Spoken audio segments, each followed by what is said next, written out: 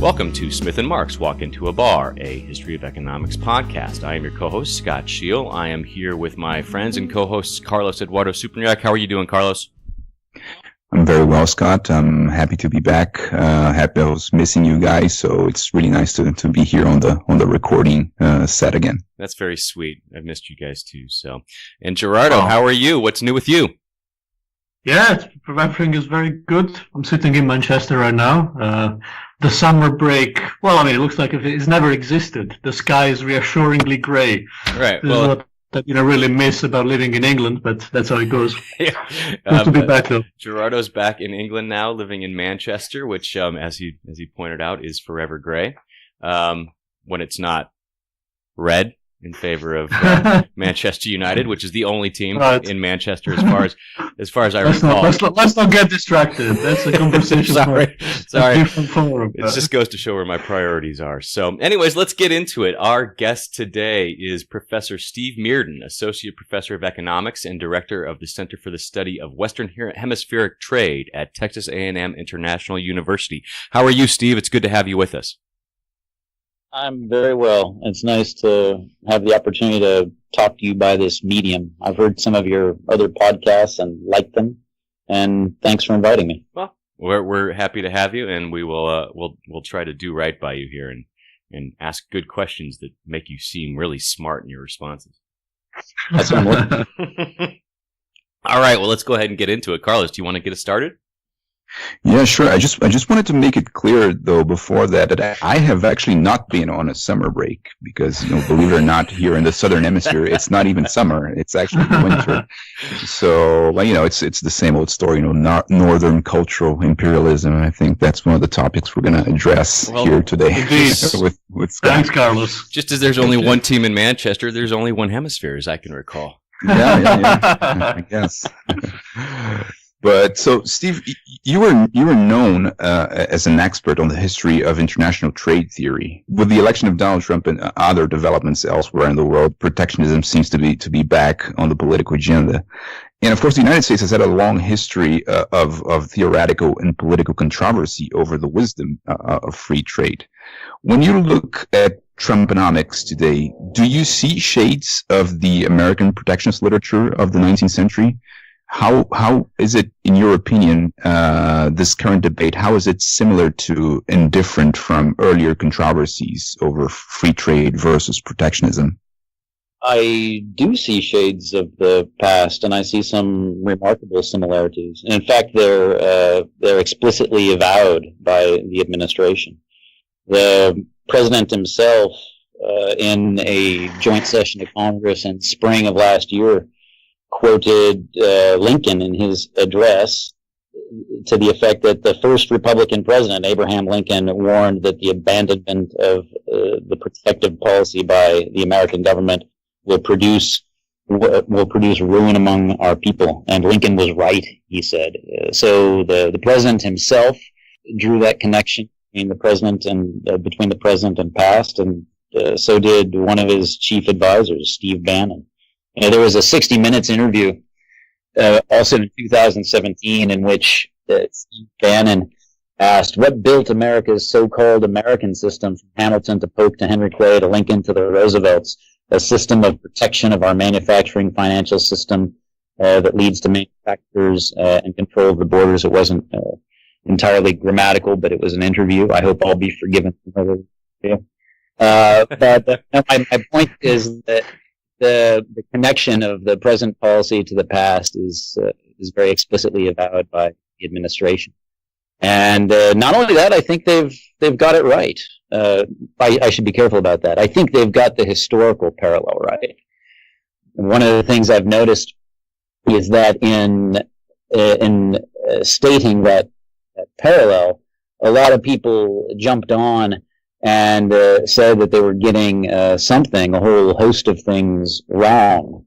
And I think it's important to separate out what they might be getting wrong and what they might not be getting wrong. And again, I think they're not getting wrong in the historical parallel. As for the policy itself, that's another matter. But there are those who have suggested they're getting the history itself. And even one of heroes in this field of doctrines of free trade and protection, and that's Douglas Irwin. I think he misstated just a little bit, at least, the ostensible wrongness of that historical. Well, I mean, he suggested that the president was wrong to characterize Hamilton, for instance, as a protectionist, and wrong to characterize the Roosevelts, both Theodore and FDR, as protectionists. And I don't think that's right. Actually, I think that no, actually, the president and Steve Bannon, I think that they know what they're up to, and not only that, they're doing what they promised. I guess I agree with Douglas Irwin that the policy isn't what I would advocate, but as for the history, I'd say it's substantially right. Right. So when you say that they got it right, what you mean is that the history they're tracking the history well, but that's a different thing from the question of the wisdom of the policy. Yes, exactly. That is to say that the president and his administration are advocating and carrying out protection for purposes that are recognizable. Both the policy and its purposes are recognizable in reading history, going back to Alexander Hamilton. Now, it's true, as Douglas Irwin and others have observed, that Hamilton wanted to collect the revenue from protective tariffs to finance the government, so he didn't favor autarky. He wanted, of course, to continue international trade, but protectionists have always wanted to do that. It doesn't make Hamilton less of a protectionist, in my book, to observe that he wanted trade to continue and to collect the revenue from it rather than to see trade cease. And so too with the president. The president of the United States and his administration are avowedly protectionist. That's not to say they favor autarky. They want to direct trade, and they want to protect certain sectors of industry, including particularly manufacturing. The parallel is right. You mentioned President Lincoln's economic policies and positions on trade. You've written quite a bit on the work of Henry C. Carey, who, among other accomplishments, was chief economic advisor to President Lincoln. We all know President Lincoln as the emancipator of the slaves. There's no end to that literature, and of course, there's no end to the literature on his role in the American Civil War, but relatively less has been written about his economic policies. So tell us a little bit about Henry C. Carey, his economic ideas, and his role in the history of American protectionism and the Lincoln administration in particular. Well, I don't know if I would talk about his connection to the Lincoln administration in particular, because economic policy during the Lincoln administration was mainly a policy of raising revenue for purposes of war finance. I would talk about the importance of Henry Carey to protectionist thought before and after the Lincoln administration, and his thought justified protectionism on both ends of that administration. No, Carey was a tremendously influential, creative thinker, and he's been a figure of fascination to me since I first started reading his works and thinking about him. I like the effort that he and others made to build a distinctively American economics to address problems that they thought were unique to the New World in distinction to the Old World. So his ideas entailed overturning the Cardian theory of rent. He thought that economic thought in the United States had to be different. It had to demonstrate that rents were high where value was created from land, a value created by association of people on land, and it wasn't as Ricardo supposed in his basic theory that the best, most fertile land was settled first, but rather the worst land was settled first. We're to imagine land that's sparsely populated, and people hardly know, because of the sparseness of the population, how to combine their efforts to make use of the land. So Henry Carey is imagining a newly settled place where the cooperative efforts of people are important to the ideas that they generate and their means of settling, populating, clearing, improving the land, and their means of production. So it was a new economics with different policy implications too, and those policy implications were above all the desirability of protection, especially for manufacturers. Understanding that without protection under the circumstances of the United States, which was growing up under the shadow of Great Britain, that people would import manufacturers rather than produce them at home. And then Carey had, as you see today, as the President of the United States has, this notion that there's something special about manufacturing. Adam Smith, too, had this idea that there was something special about manufacturing. Manufacturing was really the locus of technological progress. And technological progress is what allowed people to do all sorts of activities. Manufacturing itself to also agriculture and commerce and what have you, to do these things better. So it's terribly important to have manufacturing. And in light of the United States is growing up under the shadow of Great Britain and being in its manufacturers being in competition with imports from Great Britain, it was important to have tariff protection for manufacturers in order to have a manufacturing industry. So everything that Carey did, this grand theory that he devised, was ultimately directed to the justification of protection from manufacturers. How was Carey's position or protectionist theories more generally affected by the Civil War, or I mean, by the relationship between the northern and the southern economies, the very different strengths and weaknesses that they had? The North as a manufacturing center, the South as an agricultural center. How did that affect the theorizing? In a big way, it affected his political position. He thought that sectionalism, the political divide between the North and the South, was really caused at its very root by the lack of protection. He figured that if only the United States had tariff protection, that manufacturing could take root in the South as well as the North. The South would not be so directed economically toward the production of cotton for export to Great Britain, that there would be a greater harmony of interests within the United States. So tariff protection, to Carey's mind, would alleviate the sectional conflict. He was not an abolitionist. He didn't believe from the get-go in the political abolition of slavery. I think like the majority of people of his time. And he sought ways to avoid the conflict. He finally turned around, as so many people did, when the first shots of war were fired. He changed his mind and his position when the shots were fired on Fort Sumter.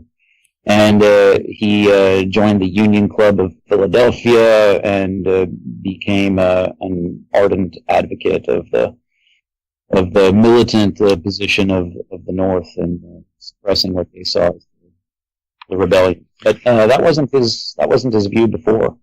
He believed that tariff protection was the way to give value to labor, and emancipation in the relevant sense would happen gradually by giving more value to labor, and giving value to labor is something that tariff protection did. That's a very interesting argument. The notion that protectionism could have been a bit of a safety valve, or a way of relieving the political pressure on. He's making an economic argument for that over time slavery would become less necessary in the South, Yes. protectionist policies were put in place. That's a very interesting argument. I agree with you. I agree it's an interesting argument. Yeah, and, who knows whether it's bona fide. People didn't buy it by and large, and I think they were right not to buy it. Yeah, right. But it was an interesting argument. He was a creative thinker, and I admire him for his creativity. Yeah, I admire him for his rhetoric as well. Even where, if I were to put myself back at the moment, and I do this all the time, I imagine that I wouldn't agree. Yet, nonetheless, I appreciate what he did. I like the way that he turned the rhetorical tables on his opponents, and he did it by way of a reading of dead economists, by aligning himself with the likes of Adam Smith. I mentioned before how even Smith believed that manufacturing was the locus of technological progress. Well, this is the kind of thing that Henry Carey could point to and say that, look, I am a student of Adam Smith. I'm faithfully interpreting these texts from the past, more faithfully than you're doing, he could say to his opponents. And not only that, when you speak of free trade, I don't think that's what really you stand for. I and my policies, the policies that I espouse, would bring about perfect freedom of trade. He would change the phrasing a little bit. Freedom of trade. What is freedom of trade? Freedom of trade is the ability to trade with a number of people who associate together for the mutual advantage of all of them. And it's the lack of tariff protection that causes people to fly off to the west before the job of development is done on the rich soils that they already inhabit, for instance, in the hills of Pennsylvania. This makes people less free, he believed. Again, I imagine that if I were to put myself in the moment, I would have been skeptical of this. But I actually like what he's up to. So do you think there is a sort of a contextual argument to be made in terms of the validity of these policies and ideas as regards the United States of the 19th century, when contrasted to the current situation? I mean, were these ideas perhaps more plausible than they could be today? That's a great question, and the truth is that I don't know. I doubt it. I don't see any reason why manufacturing industry needs to be the locus of technological progress now, or even then. I don't see why it had to be manufacturing rather than agriculture itself. I mean, the innovations in agriculture and in commerce were, to my mind, as spectacular as the innovations in manufacturing. I just think of cotton gins and steam engines and so forth. And the steam engines are useful on rivers and canals. So why is it that it has to be manufacturing that we protect? Why can't the production of other goods for export lead to innovation and progress and the growth of wealth as well? Well, thank you very much, Steve. These are very rich answers. Anyway, I want to try to tackle a different angle. It seems to me that an important part of your work deals somehow with the relationship between ideas and policy making. So Marx, of course, famously wrote that the peculiar nature of political economy summons and falls into the field of battle the most violent, mean, and malignant passions of the human breast, the furies of private interest. This is one of my favorite quotes from Capital. But the thing is, so what are the implications? Yeah, exactly. But what are the implications of your work for our understanding of the processes by which ideas, vested interests, and policy interact and shape each other? Well, I can say a little bit more about my interest in that interaction and what I've done along those lines, just for brief example, before I say a bit about what the implications are first, my interest goes back several years, and this is mainly what I've been doing in my study of American trade policy. As you observe, one of my favorite things that I wrote, one of the things that I learned the most in the writing of it, and that I'm proudest of having written, was a paper that's a bit over a decade old now. It was published in History of Political Economy in 2007 on gee whiz, now I'm blanking on the title. Yes, on postbellum protection and Commissioner Wells's conversion to free trade. And this was about David Ames Wells, a protege of Henry Carey's at one moment, who then came to a position of responsibility immediately after the U.S. Civil War. And his responsibility was to be the head of, and then the sole commissioner, the head of a commission of the revenue, and then the sole commissioner of the revenue. That is charged with studying the revenue system of the United States and what changes might be made to it to accommodate the public's desire for decreased taxation in the aftermath of the Civil War. Decreased taxation of various kinds. And Wells, who began this job as a protectionist, came to see his interests differently, and came to help others to see their interests differently. And in consequence of that, developed a new economic idea, that of a kind of effective protection, that helped them to reconceive of their interests and advocate a different policy, free trade.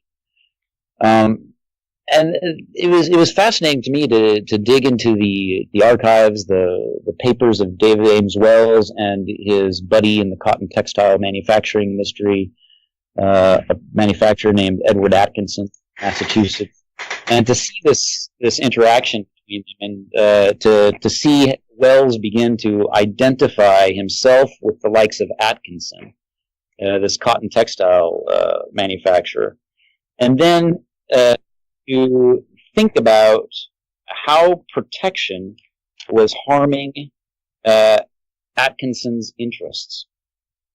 How protection was harming his interests. And to that end, he had to develop not only an idea of effective protection, that is protection for the output that takes into account the costliness to the producer of the output of protection to the input. All right, that's the basic idea of effective protection. Mm-hmm. But an idea of effective protection that in turn takes into account the greater costliness of things of all kinds, non-traded goods, commercial services, in consequence of the diversion of resources to the protected industry, which diversion of resources and greater costliness then makes the protection to the final output less valuable. And so this idea, Wells developed in correspondence with Atkinson, and it made the two of them plump for free trade rather than protection. Now, they were probably wrong. They were probably wrong that Atkinson was ultimately in net being harmed by a protective policy, even taking into account this diversion of resources. But nevertheless, what's interesting to me is that even if they were wrong, we can see how they reconceived their interests and adopted a new policy, advocated a new policy, free trade, in consequence of that. And it's this circularity of the relationship between ideas and interests mm-hmm. that so interests me. People are interested in developing new ideas, and then those ideas help them to reconceive of their interests, which then in turn inform the ideas they create, and so on and so on. And well, so that explains my interest. And as for the implications, I think about the implications in terms of academia in general. Mm-hmm. Right. This industry that we work in, and it worries me, this circularity of ideas and interests. At the same time that I think it presents some opportunities. It worries me because it tends to get people to conceive of their interests in common and to adhere in common then to the ideas that spring from them. And it's that it's that circular process, that momentum, which can entail people's imagining a problem, then addressing the problem, and in addressing the problem, vesting their interest in the idea that there is such a problem.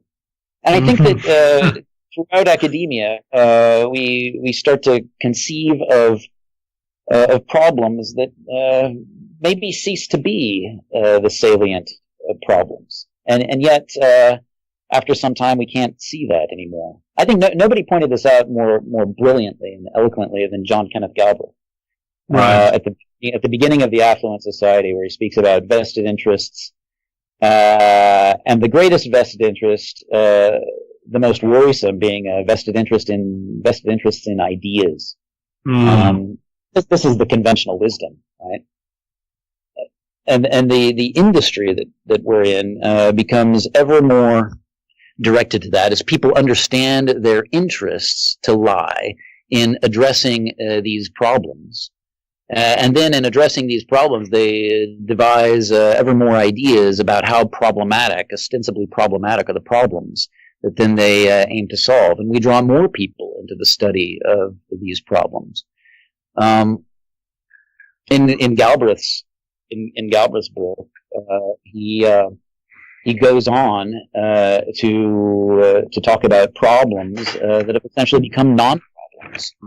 And he's trying very hard in this book to divert people's attention to other and different problems, and it becomes hard to do because of the vested interests that people have developed by way of exactly this circular process of the circular relationship between ideas and interests that I've described. This gets us rather far afield, I'm afraid, from trade policy. I know that it does, but I actually think that's the most important implication. I find this metaphor, this analogy of circularity, extremely powerful and extremely interesting. So, if we want to push it a bit further, how would be possible to break this loop? And what are the other determinants in different historical moments that, say, shape the sides or the thickness of this circle, if we want to build? Yeah. To break the loop, it just takes courage. That's all. It takes courage. It takes originality, creativity. And that's what I meant when I said, on the other hand, that although there's something worrisome about this circularity of ideas and interests, there's also an opportunity that isn't. Because the person who thinks unconventionally, as Galbraith did, has something to say. And this can garner a lot of attention. The potential rewards are great. Of course, so are the costs. Especially now, there are such things as Twitter mobs and whatnot that can jump somebody and apparently destroy a reputation. Yeah, so Steve, since you're in a row, let's move into even farther afield, I propose. Besides your work on the history of international trade theory, you have also done quite a bit of work on the economic and political history of Latin America, and especially on U.S. foreign policy relations toward Latin America. One complaint that we often hear about this literature, the literature about Latin American economics, but Latin American scholarship in general, is that it's somehow colonized, in the sense that perhaps there is too prominent a role given to scholars from outside the Latin American region in the historical canon. So speaking also about opportunities for change and for, different perspectives, do you think there is some need to decolonize this literature by including and emphasizing the contributions of Latin American authors themselves, from your knowledge of this field, of the work that's being done here? No, I don't think so. I wouldn't put it that way, at the very least. I would say that there is, I suppose, you would know better than I, Carlos Eduardo, I suppose there's a great deal of literature written by Latin American authors that perhaps hasn't garnered much scholarly attention, hasn't caught the attention of many people, especially in the English language, in countries outside of Latin America, who are studying the region, and that might well, for their benefit and our common benefit of our understanding, be brought to light. That's what people like you are doing in the Latin American Society for the History of Economic Thought. One of the strains of literature that people work on in that society is on the historical literature of economics from the region. And this can bring to light the work of authors, present as well as past, whom we might not have read before. I would just frame it in that way. I wouldn't frame it as decolonizing, because the terminology of colonization suggests that there's something wrong in the first instance with scholars from countries outside of Latin America studying Latin America. I can't think what's wrong with that. Did I answer your question? Yeah. Yes, you did. No, yes. Yeah, very much so. You answered it. You said no. That was probably the most straightforward answer we've ever had in the podcast. I think so. Okay. Including my previous answers, I take it you mean. Let's shift streams a little bit here and talk a little bit about your less about your scholarship and more about your personal history as a historian of economic thought. You just finished a 5-year tenure as editor-in-chief of the Journal of the History of Economic Thought, which is the house organ of the History of Economic Society. And so you have observed at close hand the recent scholarly trends in our field. What do you think about those trends? Do you see any clear patterns, any turns in one direction or another? It's really hard anymore to find referees who would read and appreciate a paper that attempts some exegesis of the ideas of published texts in relation to one another.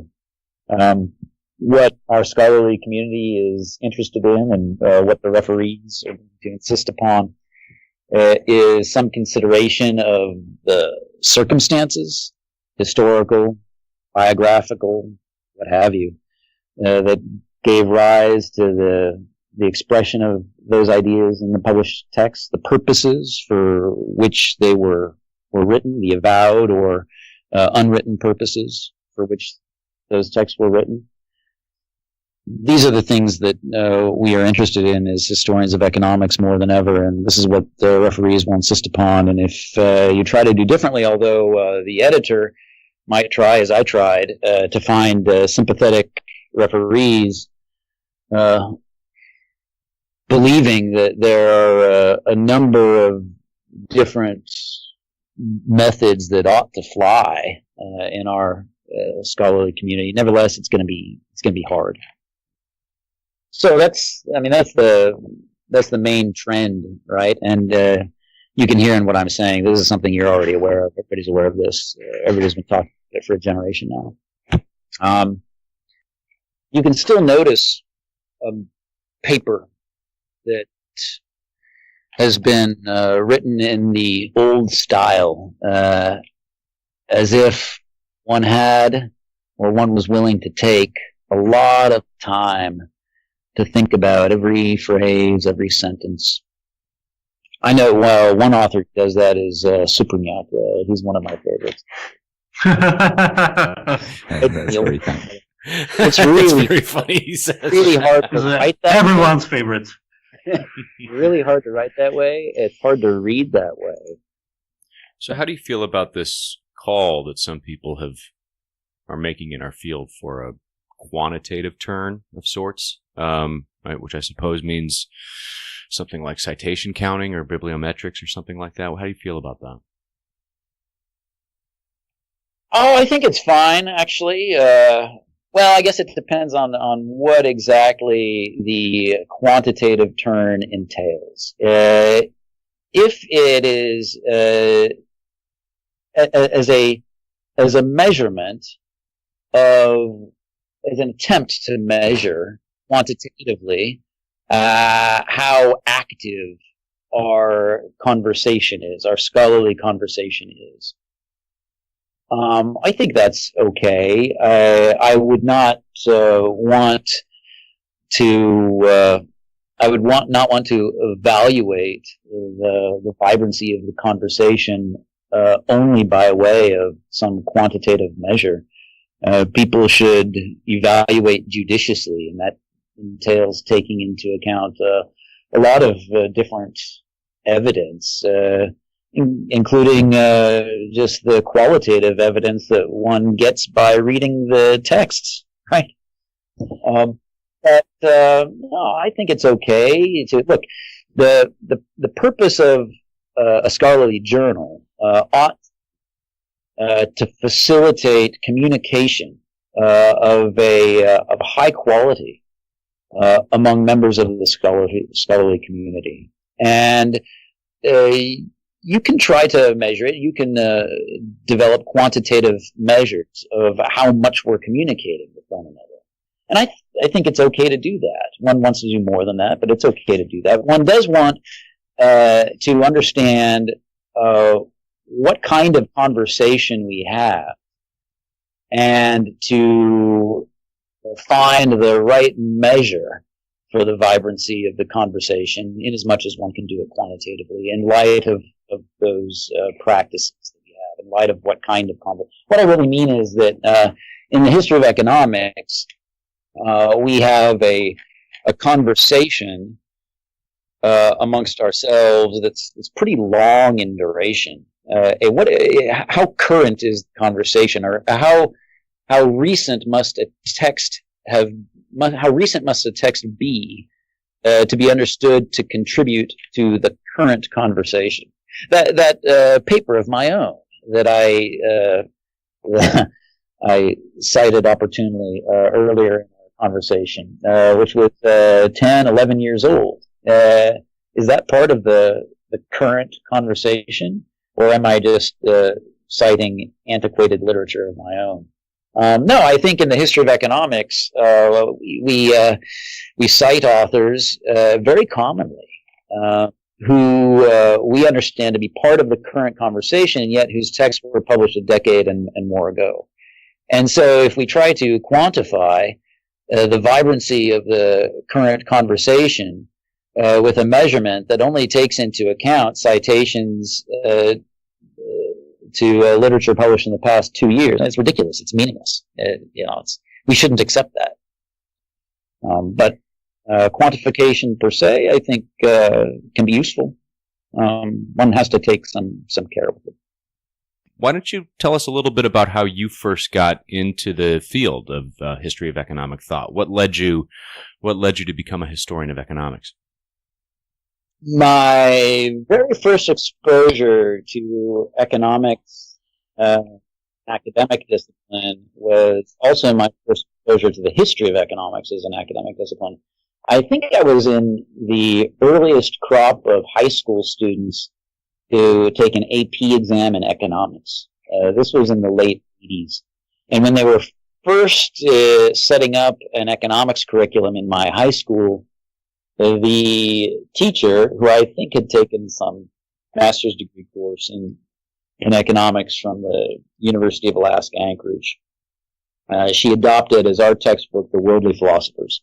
That was an excellent beginning in economics. And it interested me in these historical figures, Smith, Marx, Veblen, and it caused me then to immediately jump on board when I saw a history of economics course taught in the college that I went to as an undergraduate, Bowdoin College, where I was teaching until recently in Maine. I had an excellent professor.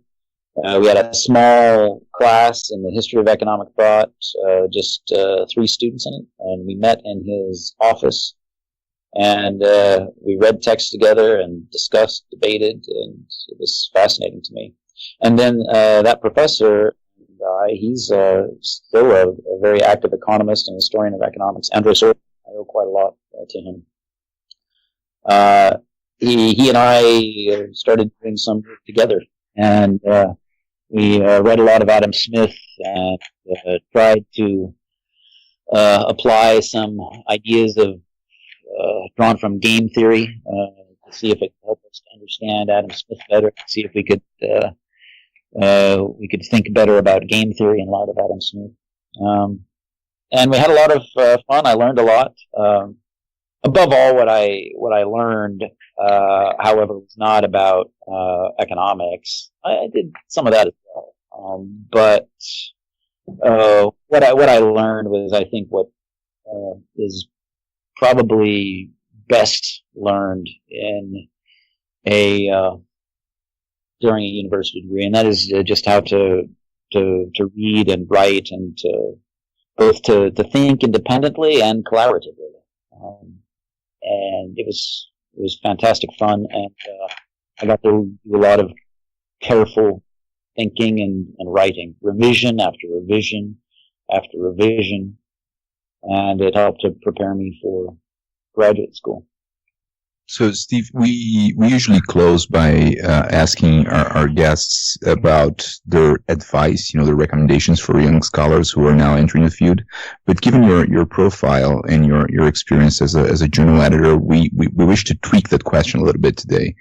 So, as an editor, what sorts of mistakes or of deficiencies did you frequently see in submissions that were coming from younger scholars? I think a younger scholar faces the problem of figuring out how to frame the contribution. Of course, everybody faces this problem, but for a younger scholar, it can be more daunting. You are aware of the vastness of the literature out there that's relevant to your own work.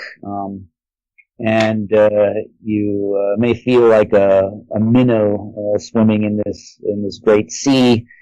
And there are a couple of different approaches, both of which are wrong to dealing with this. One is to be too deferential, to frame your paper as pertaining to all these great things that other people have done without saying what it is that you do differently. And the other is to understand well the importance of doing something original and different, but to that end, not really stating well what it is that others have done, not stating accurately what it is that others have done already, and therefore your own contribution. So everybody faces this problem.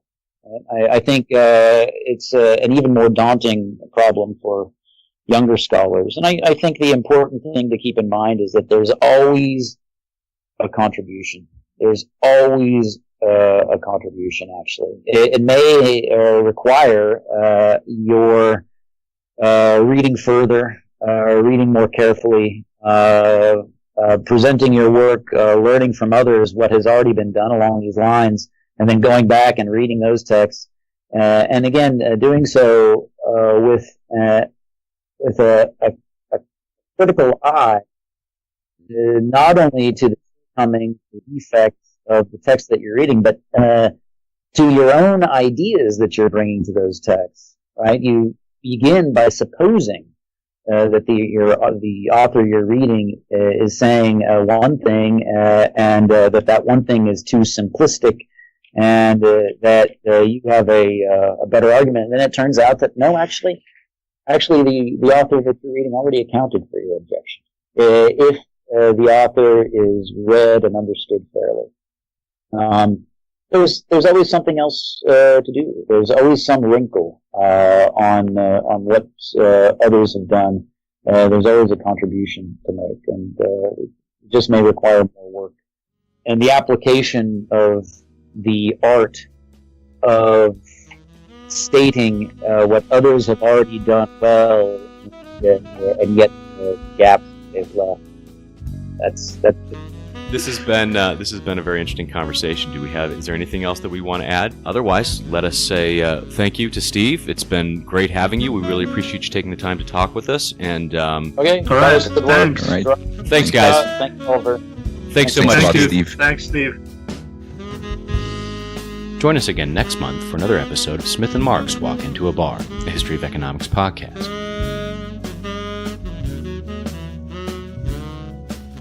Smith and Marks Walk Into a Bar is generously supported by a grant from the History of Economics Society New Initiatives Fund. For more information about the Society, please visit historyofeconomics.org.